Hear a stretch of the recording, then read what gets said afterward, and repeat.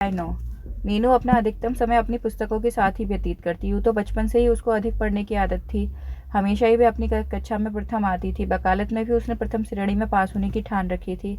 इस समय उसमें विशेष लगन थी, विशेष उत्साह था, कुछ बन दिखाने का, अपने पाँव पर खड़ा होने का। हमारे भारतीय समाज में क्या नारी सदैव पुरुषों की दासी बनकर ही रहेगी? क्या हर लड़की अपने माता पिता के लिए अभिशाप बनकर रह जाएगी?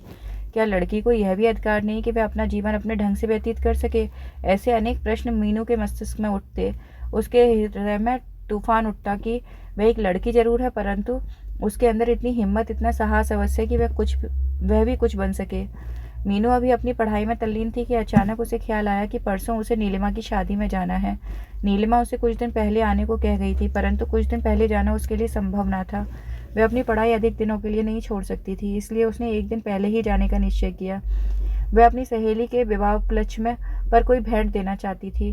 वह समझ नहीं पा रही थी कि क्या चीज़ खरीदी जाए। अचानक उसे ख्याल आया कि नीलिमा के लिए एक दीवार घड़ी क्यों न खरीदी जाए। वह झटपट बाजार जाकर नीलिमा को भेंट करने के लिए एक घड़ी खरीद लाई। अगले दिन मीनू मेरठ में से मीरापुर के लिए चल दी। उसके हृदय में विशेष उत्साह था, क्योंकि वह अपनी सहेली की शादी में जा रही थी। मीरापुर के स्टेशन पर पहुंचने के बाद उसने रिक्शे वाले को आवाज़ लगाई। इतने में ही उसे नीलिमा का बड़ा भाई अशोक दिखाई दे गया। अशोक बस स्टैंड पर अपनी मौसी को लेने आया था। मौसी तो किसी कारणवश उस बस से नहीं आ पाई थी। मीनू ने अपना सामान रिक्शा में रखना शुरू किया, परंतु अशोक के कहने पर उसने अपना सामान उसकी कार में रख दिया। रास्ते भर अशोक मीनू से अनेक प्रकार के प्रश्न करता रहा। मीनू बहुत साधारण ढंग से उन सभी प्रश्नों के उत्तर देती रही। अशोक की बातों में मीनू के प्रति विशेष स्नेह झलक रहा था, परंतु मीनू ने कोई प्रतिक्रिया नहीं दिखाई। तभी ब्रेक लगा और कार भी झटके के साथ मीनू के घर के सामने रुकी।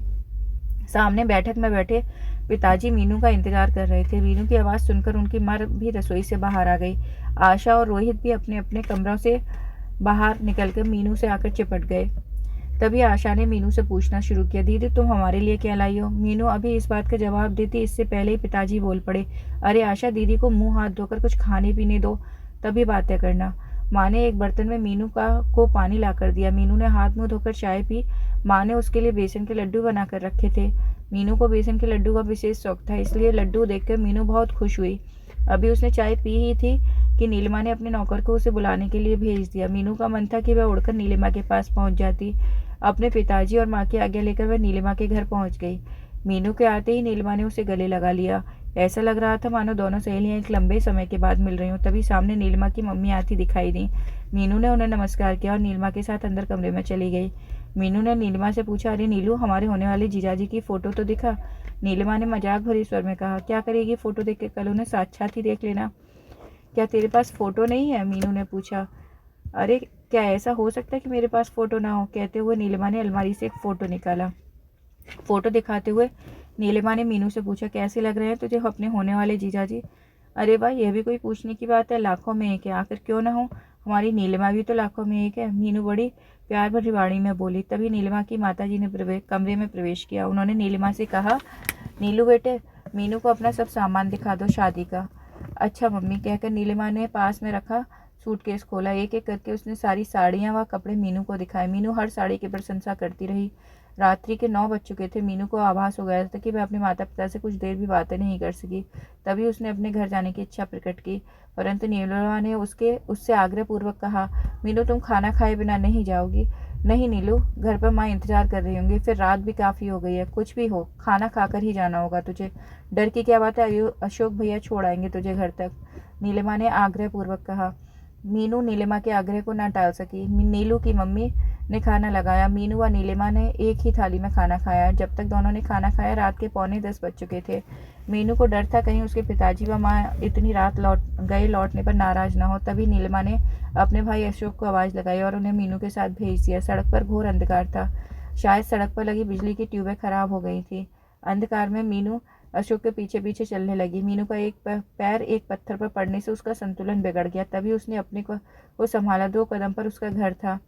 मीनू के पिताजी बैठक में बैठे उसका इंतजार कर रहे थे। मीनू व अशोक को देखकर पिताजी ने अपने हाथ की किताब मेज पर रख दी। उन्होंने अशोक को बैठने के लिए कहा, परंतु रात अधिक हो जाने के कारण उसने बैठने से इनकार कर दिया। मीनू सीधे अपनी माँ के कमरे में चली गई। माँ उसका इंतजार करके अभी अभी बिस्तर पर लेटी थी। मीनू भी माँ के पास पड़े पलंग पर जाकर लेट गई। मीनू और माँ बहुत देर तक पड़े पड़े बातें करती रहीं। ना जाने मीनू को कब नींद आ गई। फिर सुबह 6 बजे ही उसकी आँख खुली। जैसे ही मीनू की नींद टूटी और उसने करवट बदली, तभी माँ ने एक प्याली गरम चाय लाकर मीनू के हाथ में थमा दी। कितनी सुखद अनुभूति हुई मीनू को। हॉस्टल में तो सुबह सुबह अपने आप ही चाय बनाकर पीनी पड़ती है, और फिर माँ के प्यार की तो बात ही कुछ और है।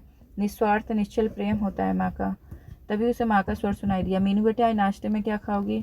माँ, सूजी का हलवा बना लो, बहुत दिन हो गए हैं खाए हुए। मीनू ने माँ की बात का उत्तर दिया। जितने समय में मीनू नहा धोकर निवृत्त हुई, उतने में ही माँ ने सूजी का हलवा तैयार कर दिया।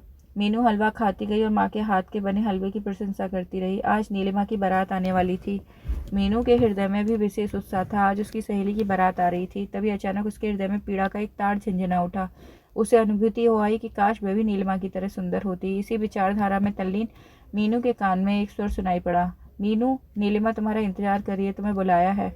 मीनू ने गर्दन उठाकर देखा तो सामने नीलिमा का भाई अशोक खड़ा था। मीनू ने अशोक को बैठने के लिए कहा, परंतु घर में बारात आने वाली थी, इसलिए उस समय बैठना उसके लिए संभव न था। नीलिमा के घर जाने के लिए मीनू ने अपना हरे रंग का सलवार सूट पहना। तभी माँ रसोई से बाहर निकली। मीनू को सलवार सूट पहने देखकर बोली, बेटी आज तो साड़ी पहन लेती। मीनू ने शीशे में अपना चेहरा निहारते हुए कहा, माँ शाम तक साड़ी